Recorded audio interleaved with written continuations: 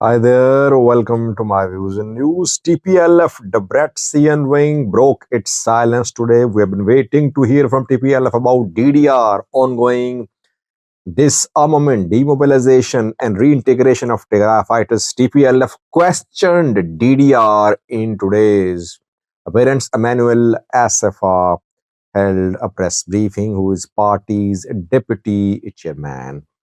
Secondly, federal government of Somalia is pressing ahead with arrest of Ahmed Madobe, the regional president of Jubaland. A court in Banadir zone today issued arrest warrants of Madobe. Can Madobe be arrested by Somali police? Let's start from Tigray. We know that around a week ago, demobilization, disarmament, reintegration of Tigray fighters (DDR) began. 75,000 Tigray fighters will be disarmed in coming months. More than 300 are being disarmed, demobilized on daily basis. Getachew government, in coordination with military, is working on this DDR. Federal government is also backing DDR. International partners, international players, which mediated between TPLF and federal government, are financing DDR. TPLF Debrecen did not say a word about DDR recently. We know that TPLF Debrecen is opposing the actions of the Tigray interim government. It wants removal of Getachew and his supporters from Tigray interim government. TPL has been holding discussions with the federal government, but Getachew could not be removed. Emmanuel Assefa, TPLF Debrecen wing party deputy chairman, held a press briefing today. Emmanuel raised several questions. He, as was expected, criticized Tigray interim government. Firstly, he said that yes, DDR is part of Pretoria. TPLF accepts that, but the way DDR is being conducted is not right. In principle, TPLF Debrecen is not against DDR, but the ongoing DDR is not acceptable to TPLF. Why? Firstly, the amount of money which is being paid to Tigray fighters is not enough, TPLF Debrecen says. So, can they manage to start a business or live sustainable lives? It's difficult for them, keeping in view the small amount of money being given to them. Secondly, there is lack of transparency.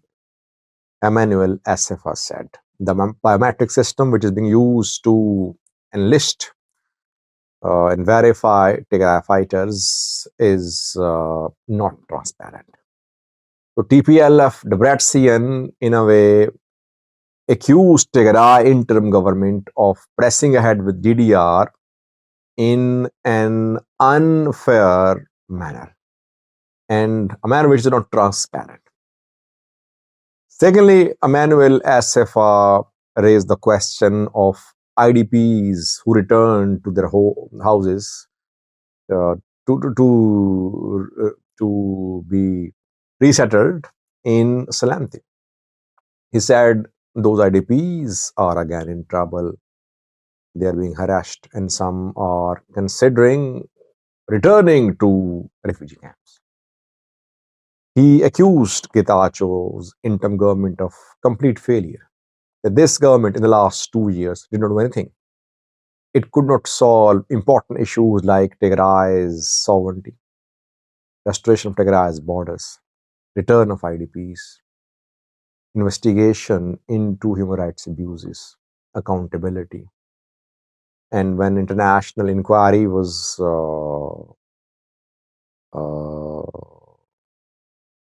it was not renewed about the human rights abuses in Tigray, this government remained silent. It This government is not working for the interests of the people of Tigray. Rather, it is appointing people, its favorites, to key positions. It is involved in corruption. It is withholding budget. It is making legally elected councils of Waredo district level dysfunctional. Basically, this government of Gita Chaurada has failed. This government only wants to consolidate its power. And people should know that the only solution to the problems is the installation of representative government in Tehran. Most of the points mentioned by Manal Asafa are not new. One point which is new is DDR. Particular Debretsian is disagreeing with the way DDR is being conducted in Tehran. What will Getachew government do? Will it try to address the concerns of TPLF? It's not Getachew government alone. I mean, military is also the main player conducting DDR. Even Debretsian is basically accusing military as well, that military is not conducting the process in a transparent manner. Second, Somalia, Jubaland President Ahmadobe's arrest warrants have been issued formally. We reported yesterday that the federal parliament, a federal cabinet led by Hamza Abdi Bare, the Prime Minister, held a meeting rejecting the indirect election held in Jubaland, and it announced to issue arrest warrants of Ahmadobe, Jubaland President. Today, a court in Banadir zone, Mogadishu falls in Banadir.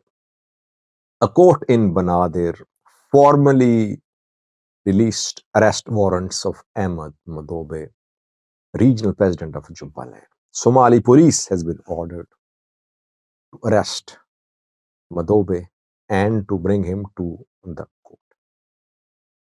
Does Somali police have this capability to arrest Madobe, to go to Kismayo to arrest Madobe?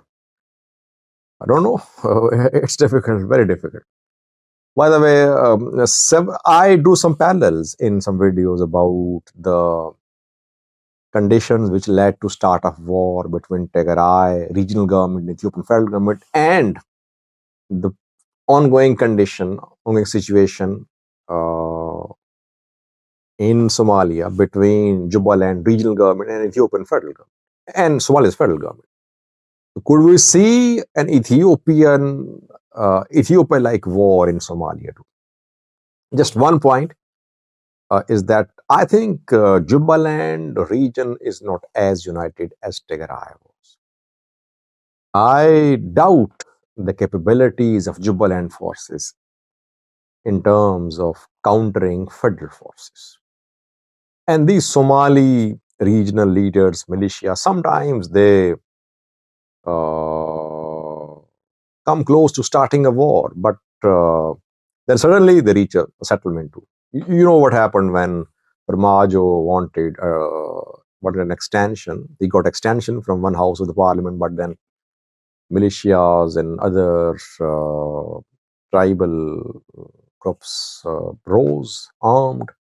There was threat of serious civil war in Mogadishu, but then Farmajo stepped back.